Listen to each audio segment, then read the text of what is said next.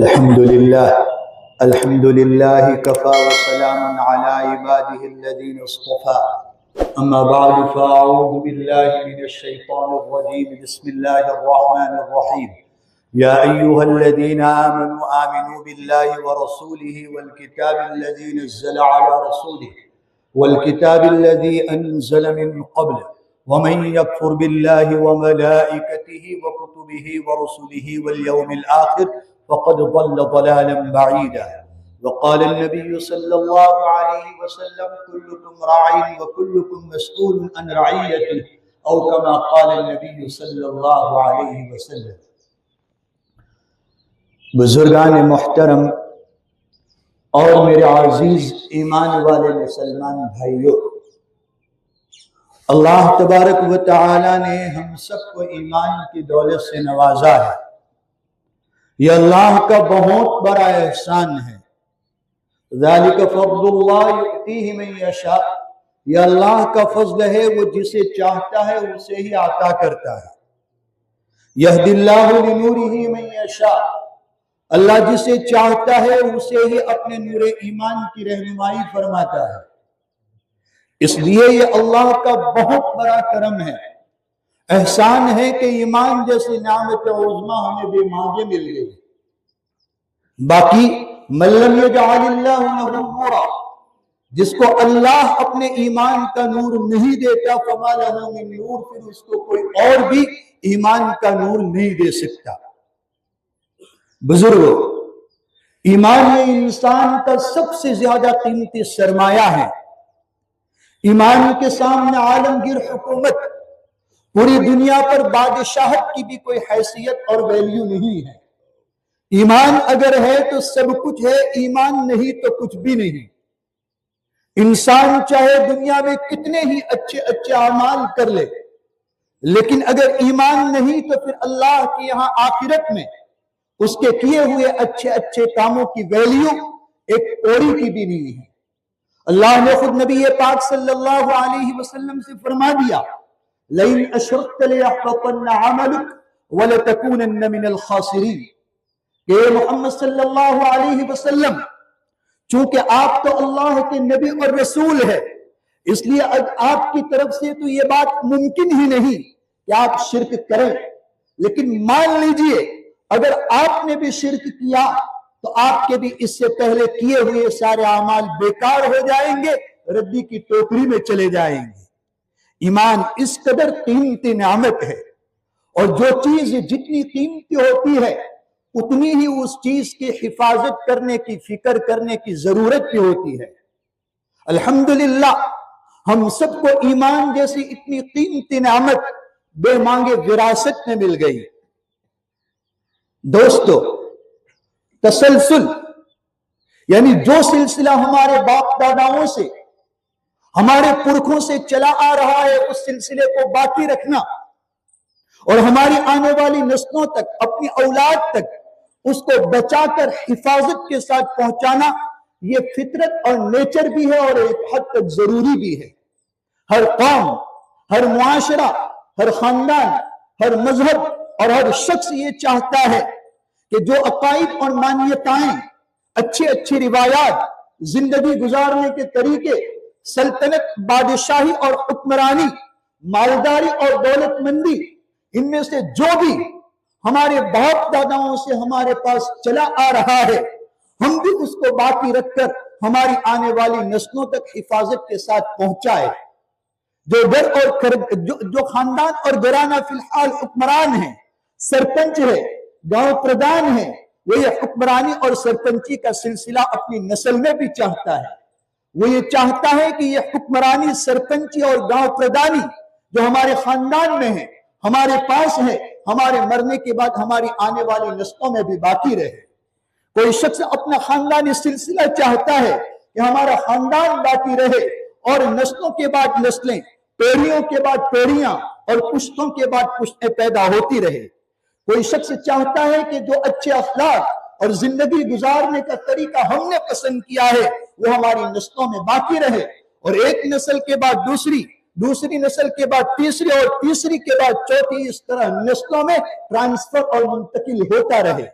کوئی شخص چاہتا ہے کہ جس قدر خوشگواری، جس قدر خوشحال، آرام، راحت اور مالداری والی زندگی ہم گزار رہے ہیں، وہ خوشحالی اور مالداری والی زندگی ہمارے مرنے کے بعد ہماری آنے والی پیڑھیوں میں بھی باقی رہے۔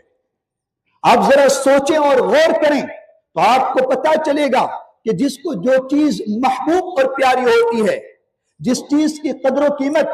اہمیت اور ویلیو کو وہ جانتا اور پہچانتا ہے، اس چیز کا سلسلہ اپنے آنے والی نسلوں میں باقی رکھنے کی وہ بھرپور کوشش کرتا ہے، اور اس چیز کا سلسلہ اپنی آنے والی پیڑھیوں میں باقی رکھنے کے لیے وہ سب کچھ کر گزرتا ہے جو اس کے بس میں ہوتا ہے۔ لیکن سب سے زیادہ ضروری چیز کہ جس کا سلسلہ ہماری آنے والی نسلوں میں، ہماری جنریشن میں، ہماری آنے والی پیڑھیوں میں باقی رہنا نہایت ہی ضروری ہے، وہ چیز ہے ایمان کا سلسلہ، صحیح عقائد اور درست مانیتاؤں کا سلسلہ۔ یہ ایمان اور صحیح عقائد کا سلسلہ نسل در نسل، ہماری ایک جنریشن کے بعد دوسری جنریشن میں، ہماری ایک پیڑھی کے بعد دوسری پیڑھی میں لگاتار اور مسلسل چلتا رہے۔ اسی بات کو سمجھانے کے لیے قرآن میں اللہ پاک نے انبیاء کرام علیہ السلام کے قصے سنائے ہیں۔ اسی لیے ان انبیاء نے اپنی آنے والی نسلوں کو جو وصیتیں کی تھی، اپنی اولاد کے لیے جو دعائیں کی تھی، اللہ پاک نے وہ وصیتیں اور دعائیں ہمیں قرآن میں سنائی ہیں۔ خلیل اللہ حضرت ابراہیم علی نبینا وعلیہ السلام جب اللہ کا گھر کعبۃ اللہ بنا کر فارغ ہوئے تو انہوں نے اللہ سے بہت ساری دعائیں مانگی تھی۔ ان میں سے ایک دعا یہ بھی مانگی تھی، ربنا وجعلنا مسلمین لک ومن ذریتنا امتا مسلمتا لک ومن ذریتنا امتا مسلمتا لک، یہ ہمارے پروردگار تو مجھے اور میرے بیٹے اسماعیل کو مسلمان یعنی تیرا مطیع اور فرما بردار بنائے رکھ، اور ہماری اولاد میں سے بھی ایک مسلمان امت یعنی تیری اطاعت اور فرما برداری کرنے والی جماعت بنانا۔ دیکھیے حضرت ابراہیم علیہ السلام اپنی اولاد کے لیے اللہ سے کیا مانگ رہے ہیں کہ یہ ہمارے پالنے والے مالک، کہیں ایسا نہ ہو کہ ہماری آنے والی اولاد تیری اطاعت اور فرما برداری سے منہ موڑ کر نافرمان اور سرکش بن جائے۔ اس لیے میں تجھ سے دعا مانگتا ہوں کہ اے اللہ وَمِن ذُرِّيَّتِنَا أُمَّةً مُسْلِمَةً لَكَ، ہماری آنے والی پیڑھی کو بھی اپنی اطاعت و فرما برداری کرنے والا، اپنے سامنے سر جھکانے والا بنانا۔ ہماری آنے والی نسل کو ایسا بنا جو تیری ہی مان کر چلے اور تیری فرما برداری کے سامنے کسی کی فرما برداری کی کوئی پرواہ نہ کرے۔ اے اللہ یہ اسلام، یہ مسلمانی، یہ تیری اطاعت و فرما برداری کرنے کا جذبہ جو ہمارے اندر ہے، ہماری آنے والی نسلوں میں، ہماری جنریشن میں، ہماری آنے والی پیڑھیوں میں بھی یہ سلسلہ باقی رکھنا۔ حضرت ابراہیم علیہ السلام نے اللہ سے اپنی اولاد کے لیے، اپنی نسل کے لیے، اپنی پیڑھیوں کے لیے اسلام کا سلسلہ، مسلمانی کا سلسلہ، اللہ کی اطاعت و فرما برداری کرنے کے جذبے کا سلسلہ اپنی اولاد میں باقی رہے، یہ دعا مانگی۔ پھر اس دعا کے چند ہی آیتوں کے بعد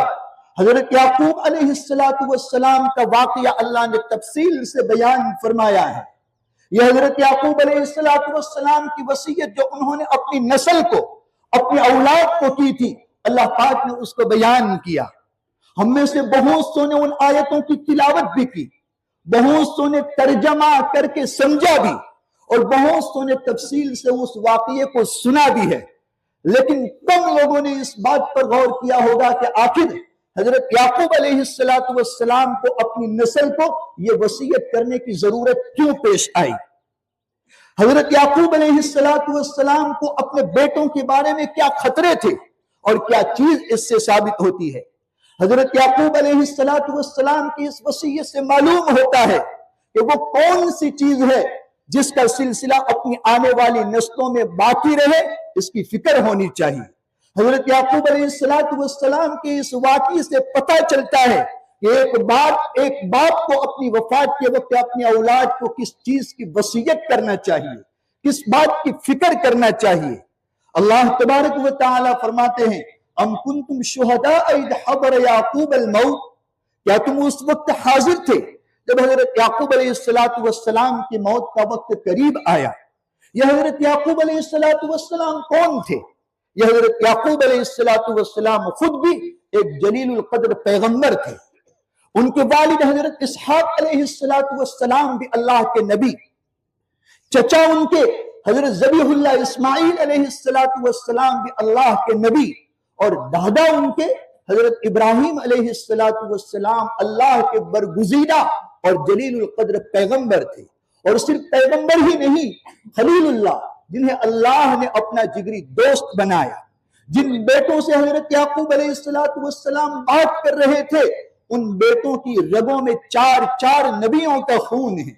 پھر ان بیٹوں نے اس گھر میں سنا کیا تھا اور دیکھا کیا تھا؟ اس گھر میں سوائے لا الہ الا اللہ کے کلمے اور توحید کی دعوت کے انہوں نے کچھ بھی سنا نہ تھا. اس گھر میں ایک اللہ کے سامنے سجدے کرنے، اسی کے سامنے سر جھکانے، اسی کے سامنے ماتھا ٹیکنے، اسی کے سامنے ہاتھ اٹھانے اور گرگرانے کے ان بیٹوں نے کچھ دیکھا بھی نہ تھا. ایسی اپنی اولاد، ایسی اپنی نسل، ایسے اپنے بیٹوں، پوتوں اور نواسوں سے اپنی موت کے وقت حضرت یعقوب علیہ السلام پوچھ رہے ہیں، وصیت کر رہے ہیں، ما تعبدون من بعد، بیٹو بتاؤ میرے بعد پوجا کس کی کرو گے، میرے بعد عبادت کس کی کرو گے، میرے بعد ماتھا کس کے سامنے ٹیکو گے، میرے بعد اطاعت و فرما برداری کس کی کرو گے، میرے بعد گرگراؤ گے کس کے سامنے؟ تعبدون میں یہ سب کچھ شامل ہے. بزرگوں، کیا آپ نے کبھی سوچا کہ حضرت یعقوب علیہ السلام کو اپنی اولاد کو یہ وصیت کرنے کی ضرورت کیوں پڑی؟ حضرت یعقوب علیہ السلام کو اپنی اولاد سے یہ سوال کرنے کی ضرورت کیوں پیش آئی؟ کسی کو اگر فرصت ہو وصیت ناموں کے اوپر کتاب لکھنے کی، ایک باپ اپنی موت کے وقت اپنی اولاد کو کن کن چیزوں کی وصیت کر کے مرتا ہے، تو سینکڑوں نہیں بلکہ اسے ہزاروں طرح کی وصیتیں مل جائے گی. لیکن ان سب وصیتوں میں ایک بات مشترک، یکساں اور کامن ملے گی، وہ ہے فکر، محبت، کسی چیز کی اہمیت، قدر و قیمت اور ویلیو کو سمجھنا. جس شخص کے نزدیک جس چیز کی اہمیت، قدر و قیمت اور ویلیو ہوتی ہے، جس کو جس چیز سے محبت ہوتی ہے، جس کو جس چیز کی فکر ہوتی ہے، وہ اپنی وفات کے وقت اپنی اولاد کو، اپنی نسل کو، اپنی پیڑھیوں کو اسی چیز کی وصیت کرتا ہے. اس سے آپ سمجھ گئے ہوں گے کہ حضرت یعقوب علیہ السلام نے اپنی وفات کے وقت اپنے بیٹوں سے جو کہا تھا، پوچھا تھا، ما تعبدون من بعدی، کہ بیٹو بتاؤ میرے بعد عبادت کس کی کرو گے، اس کی وجہ کیا تھی؟ وجہ یہی تھی کہ ان کے نزدیک سب چیزوں سے زیادہ اہمیت ایمان کی تھی. ان کی نظر میں سب چیزوں سے زیادہ ویلیو ایمان کی تھی. انہیں فکر سب چیزوں سے زیادہ اپنی اولاد کے ایمان کی تھی کہ میری اولاد بھی اس ایمان کے اوپر باقی رہے جس ایمان اور عقیدے پر، یقین پر میں ہوں.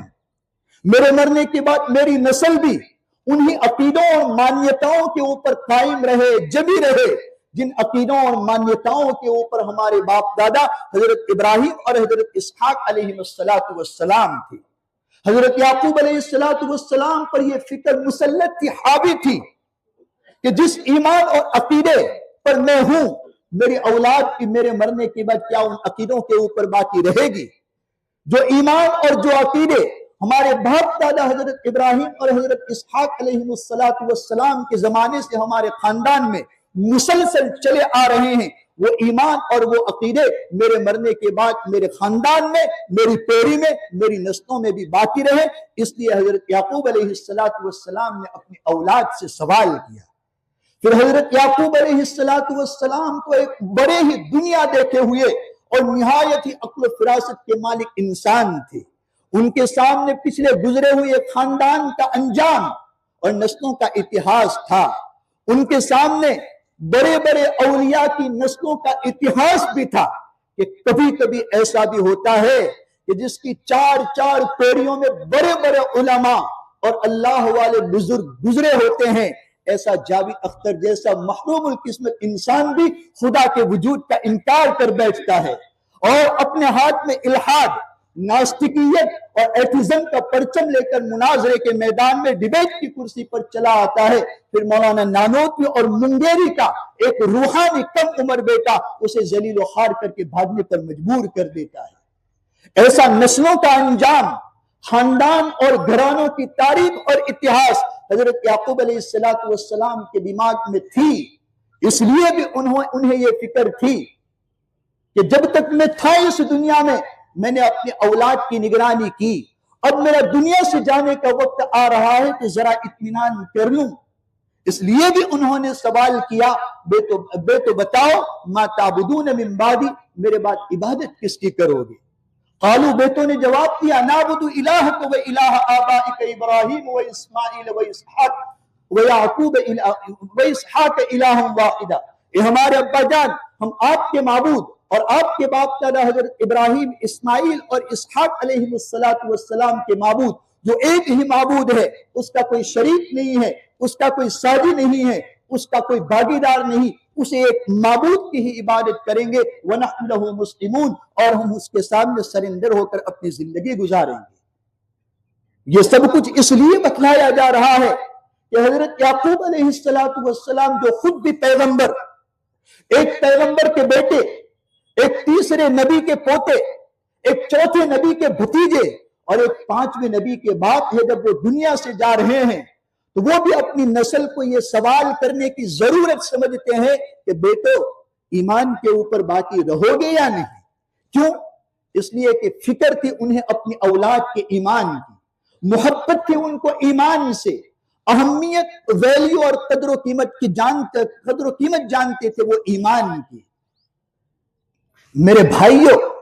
ये वाकया कुरान में बयान फरमाकर अल्लाह हमें ये सबक देना चाहते हैं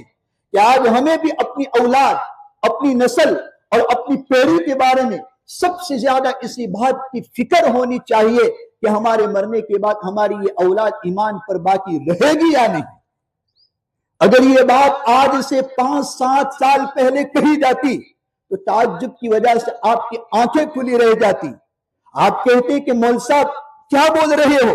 ये भी कोई फिक्र करने की चीज है क्या? कोई ईमान वाला अपने ईमान को छोड़कर मुर्तद और काफिर भी हो सकता है, लेकिन जो वाकयात हम देख रहे हैं, जो सुन रहे हैं, उन वाकयात को देखने और सुनने के बाद आपको भी ताज्जुब न होगा?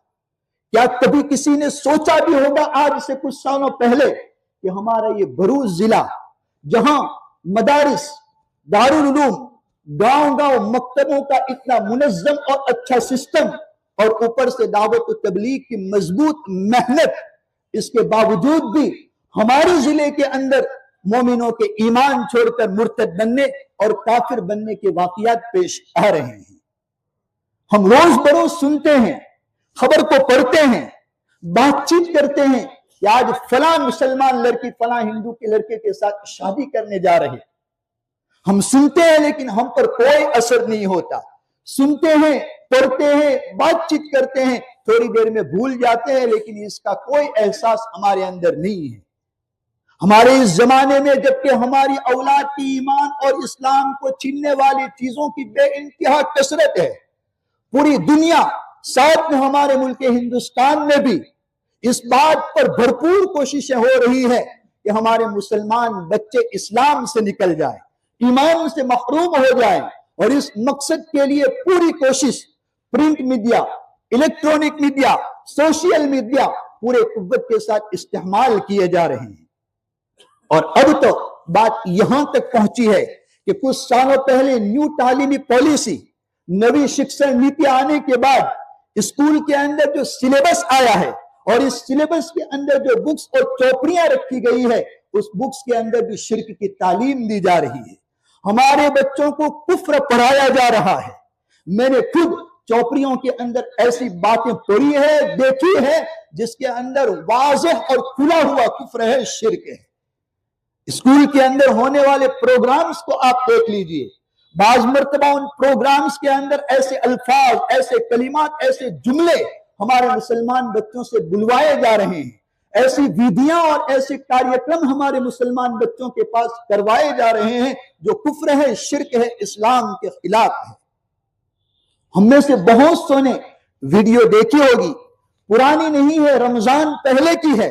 اور زیادہ دور کی بھی نہیں. ہمارا یہ بروز ضلع انکلیشور کے قریب جتالی گاؤں کی وہ ویڈیو کہی جاتی ہے. ہم میں سے بہت سو نے دیکھا مسلمان بچے اسکول میں داخل ہو رہے ہیں، کلاس کے باہر ایک ٹیبل کے اوپر مورتی رکھی ہوئی ہے، اس مورتی کے سامنے مسلمان بچے ہاتھ جوڑ کر پرنام کر رہے ہیں. کوئی ماتھا ٹیک رہا ہے، کوئی مورتی کو چھو کر کے اپنے ہاتھ کا بوسہ لے رہا ہے. کیا یہ بات بھی بتانے کی ضرورت ہے کہ اسلام اللہ کے سوا کسی کے سامنے بھی ماتھا ٹیکنے کی اجازت نہیں دیتا ہے؟ اسلام اللہ کے سامنے اللہ کے علاوہ کسی کے سامنے بھی ہاتھ جوڑ کر پرنام کرنے کی اجازت نہیں دیتا ہے، لیکن یہ سب ہمارے مسلمان بچوں سے کروایا جا رہا ہے.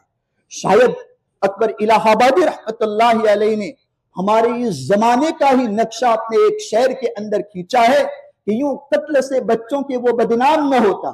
یوں قتل سے بچوں کے وہ بدنام نہ ہوتا، افسوس کہ فرعون کو کالج کی نہ سوجی. بنی اسرائیل اور فرعون کے اس واقعے کا حوالہ دے رہے ہیں جس میں فرعون سے کہا گیا تھا کہ بنی اسرائیل میں بچہ پیدا ہونے والا ہے جو تیری حکومت کی تباہی کا سبب بنے گا. اس نے حکم دیا کہ بنی اسرائیل میں جو بھی بچہ پیدا ہو اسے قتل کر دیا جائے. ہزاروں لاکھوں بچوں کو قتل کر دیا گیا تھا. اکبر صاحب رحمت اللہ علیہ کہتے ہیں کہ اگر فرعون کو بھان ہوتا، پتہ ہوتا، سوجی ہوتی کہ ان کالج کے اندر، اسکولوں کے اندر بچوں کو بھیجنے کی وجہ سے بچہ روحانی طور پر قتل ہو جاتا ہے، اس کا ایمان سلب ہو جاتا ہے، جسمانی طور پر اگرچہ زندہ رہے لیکن اس کی روح قتل ہو جاتی ہے، تو بچوں کو وہ تلوار سے قتل نہ کرتا، یونیورسٹیاں، کالج اور اسکول قائم کر کے مسلمان بچوں کو بھیج دیتا. بچے ایسے ہی ایمانی طور پر، روحانی طور پر قتل ہو جاتے، مر جاتے. بزرگوں، اللہ کے رسول صلی اللہ علیہ وسلم نے قیامت تک کیا کیا حالات پیش آئیں گے، مسلمانوں کے اوپر، مسلمانوں کے ایمان و اسلام پر کیا کیا خطرے اور کیا کیا چیلنجز پیش ہوں گے، بہت کھول کر صاف لفظوں میں اپنے امت کو آگاہ کر دیا ہے. صحیح مسلم شریف کی روایت ہے، نبی پاک صلی اللہ علیہ وسلم نے ارشاد فرمایا کہ دیکھو، اپنے ایمان اور اعمال کو مضبوط کر لو، اپنے ایمان اور اعمال کو مضبوط کر لو، اس سے پہلے کہ وہ دور آئے جس میں ایسے ایسے فتنے ہوں گے، ایسے ایسے حالات پیش آئیں گے کہ یصبح الرجل مؤمنا، کوئی شخص صبح کے وقت تو اچھا بلا ایمان والا ہوگا، ویمسی کافرا، لیکن شام ہوتے ہوتے کافر ہو جائے گا. ایسے حالات آئیں گے، ایسا زمانہ آئے گا کہ یمسی مؤمنا، ایک شخص شام کے وقت تو ایمان والا ہے، یصبح کافرا، لیکن جب صبح آنکھ کھلے گی تو کافر ہوگا. نبی پاک صلی اللہ علیہ وسلم نے کچھ درمیان کا جملہ ارشاد نہیں فرمایا کہ ایمان کمزور ہو جائے گا، مسلمان مال کی محبت میں، دنیا کی محبت میں مبتلا ہو جائیں گے، مسلمان گناہ میں مبتلا ہو جائیں گے. درمیان کا جملہ ارشاد نہیں فرمایا، فرمایا کہ صبح کا مومن شام کا کافر ہوگا، شام کا مومن صبح کا کافر ہوگا. آپ مجھے بتلائیے، حالات کا جائزہ لیجئے اور سوچئے، کیا یہ وہ زمانہ نہیں آ گیا؟ اگر آپ کی نظر جیتی جاتی لائیو دنیا کے اوپر ہے تو آپ خود اس بات کی گواہی دیں گے کہ یہ دور شروع ہو چکا ہے، کہ بڑی آسانی سے ہمارے مسلمان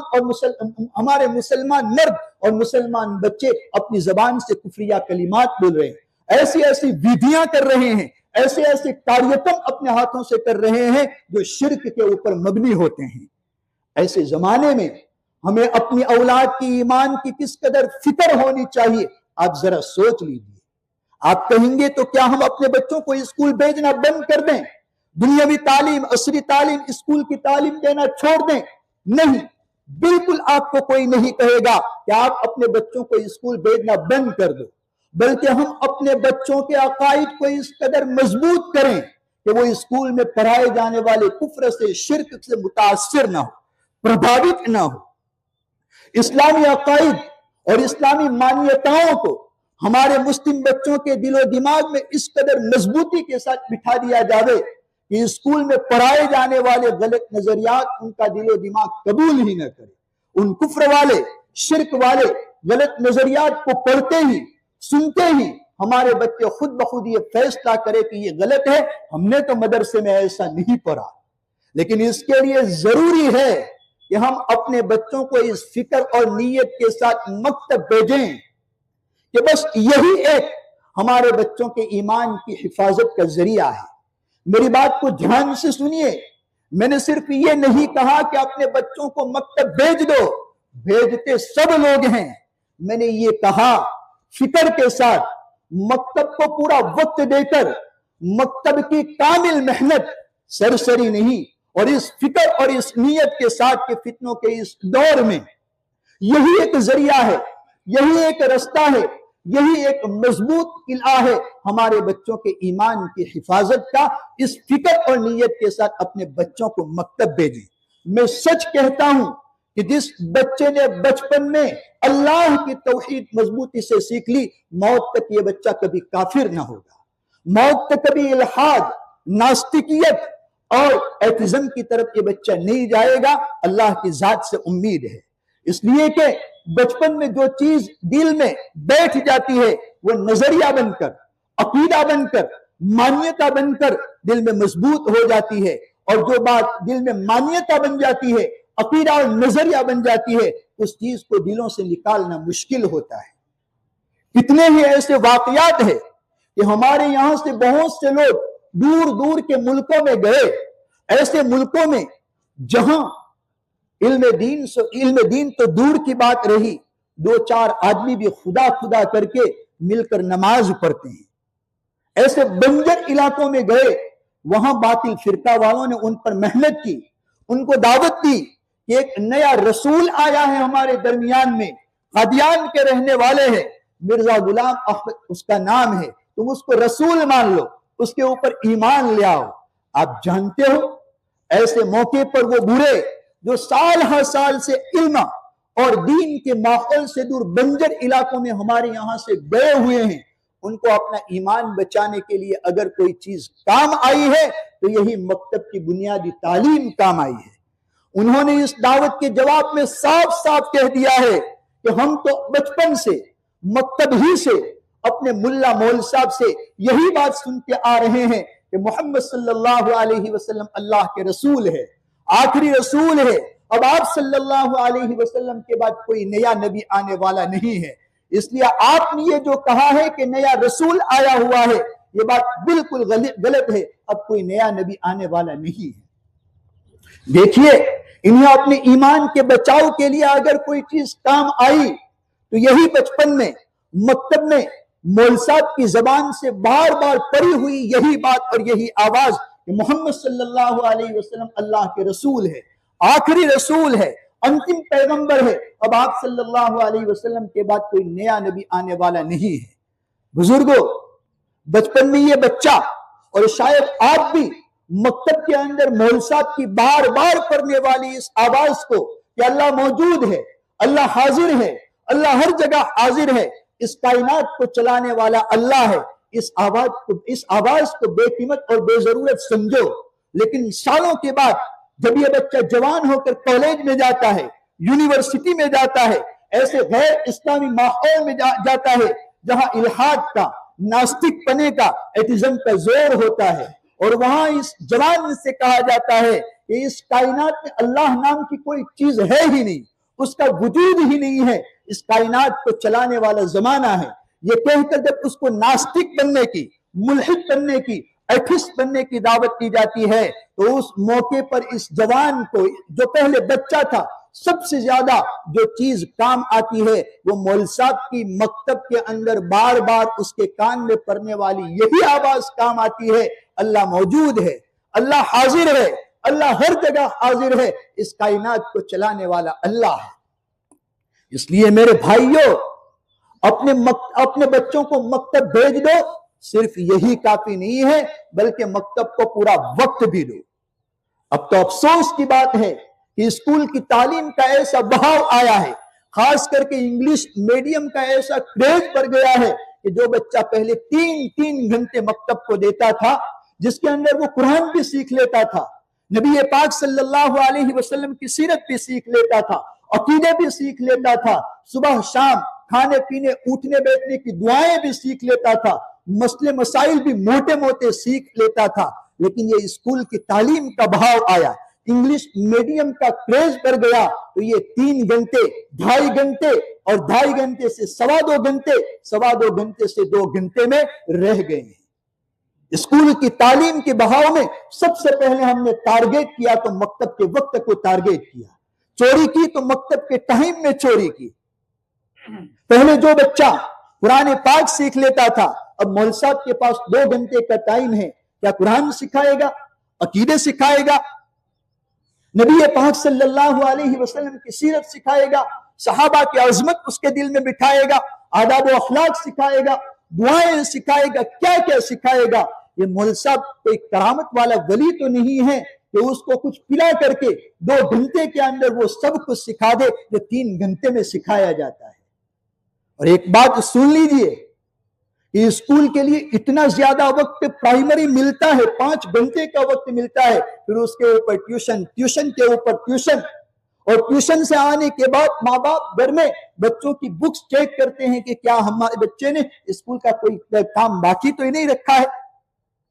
और याद रखिए, एक बात मैं कहता हूं, अगर ज्यादा वक्त चाहिए तो मकतब को चाहिए, इसलिए कि मकतब में मौलवी साहब को मानवियात, ऐसी चीजें उसके दिल में जमानी होती है जो आंखों से नजर नहीं आती। आज तक अल्लाह को किसी ने देखा नहीं, अल्लाह के रसूल को नहीं देखा, अल्लाह के रसूल के ऊपर यह कुरान उतरा किसी ने देखा नहीं है, जन्नत जहन्नम को किसी ने नहीं देखा है, पुलसरात को किसी ने नहीं देखा है, और कुरान अरबी जबान के अंदर है। अरबी जबान अपने आसपास में देख लीजिए, कहीं लिखी हुई बोली हुई नजर नहीं आएगी। ऐसी मानवियत मकतब में बच्चों को सिखानी होती है, जबकि स्कूल के अंदर महसूसात, ऐसी चीजें सिखानी होती है जो दिखाई देती है। 2-2 4 होते हैं, बच्चा अपने सामने देखता है कि 2 चॉकलेट मेरे पास है, 2 चॉकलेट मेरे टीचर ने दी है, ये 4 हो गई।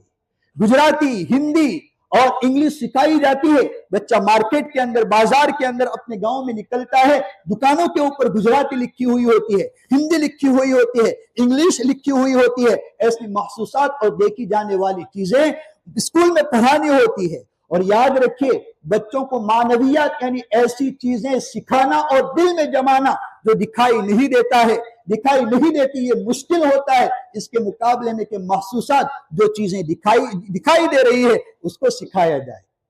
इसलिए मेरे भाइयों, मेरी इस बात को दिल पर लीजिए, अगर आप अपने और अपने बच्चों के ईमान की हिफाजत चाहते हो तो मुकम्मल वक्त देकर अपने बच्चों को मकतब में भेजो। और जो मकतब से निकलकर कुछ बड़े हो गए हैं, कॉलेज पे जाते हैं, यूनिवर्सिटी में जाते हैं, वो अपने आप को दावत और तबलीग के काम से जोड़ो। और जो बड़े हो गए हैं, शादी हो गई है, अधेड़ उम्र के हो गए हैं, वो किसी पीरो मुर्शिद से, अल्लाह वाले बुजुर्ग से कांटेक्ट कर लीजिए और अपनी जात उसके हवाले कर दीजिए। एक आखिरी बात कहकर अपनी बात को खत्म करूंगा। एक नुक्ते की बात है, हजरत इब्राहिम अलैहिस्सलातु वस्सलाम की दुआ आपने सुनी अपनी नस्ल के बारे में कि ये इस्लाम, मुसलमानी और तेरी इताअत और फरमाबरदारी करने का जज्बा जो हमारे अंदर है, हमारी आने वाली नस्लों में भी बाकी रखना। हजरत इब्राहिम अलैहिस्सलातु वस्सलाम की इस दुआ के फौरन बाद हजरत इब्राहिम अलैहिस्सलातु वस्सलाम की दूसरी दुआ है, रब्बना वबाअस फीहिम रसूलन मिनहुम यतलू अलैहिम आयातिही व युज़क्कीहिम व युअल्लिमुहुमुल किताब वल हिकमा। ए हमारे परवरदिगार, तू मेरी नस्ल में, मेरी पीढ़ियों में, मेरी औलाद में ऐसे रसूल को भेजना जो उनके सामने तेरी आयतों की तिलावत करे, उनके दिलों को पाक साफ करे और उन्हें किताब व हिकमत और दानाई की बातें सिखलाए। नुक्ते की बात बतला रहा हूं, आयत की तफसीर नहीं, कुरान का इशारा बतला रहा हूं, आयत का माना नहीं। हजरत इब्राहिम अलैहिस्सलातु वस्सलाम ने पहले क्या मांगा? हजरत इब्राहिम अलैहिस्सलातु वस्सलाम ने अपनी औलाद के लिए इस्लामी और मुसलमानी सिलसिला अपनी औलाद में बाकी रहे, ये दुआ मांगी। उसके बाद कह रहे हैं कि मेरी औलाद में ईमानी इस्लामी सिलसिला बाकी रखने के लिए इबास फीहिम रसूलन, एक रसूल अंजुमन की शक्ल में भेज दे। रसूल अंजुमन होता है जो मकतब का मुल्ला और मौलवी भी होता है, यतलू अलैहिम आयातिही, वो अपनी उम्मत को कुरान की आयतें सिखलाता है। एक नबी अंजुमन होता है, वो रूहानी मुआलिज भी होता है, खानकाह का पीरो मुर्शिद भी होता है, वो युज़क्कीहिम, उनके दिलों को पाक साफ करता है। नबी मदरसे का, दारुल उलूम का मुफ्ती, शेखुल हदीस और फकीह भी होता है, वो युअल्लिमुहुमुल किताब वल हिकमा, जो उन्हें किताबुल्लाह और हिकमत की बातें सिखलाता है, किताब के अहकाम और हिकमत और दानाई की बातें सिखलाता है। गोया हजरत इब्राहिम अलैहिस्सलाम ने अपनी नस्ल में इस्लामी सिलसिले को बाकी रखने के लिए मकतब मांगा, खानका मांगी और मदरसा मांगा, और दावत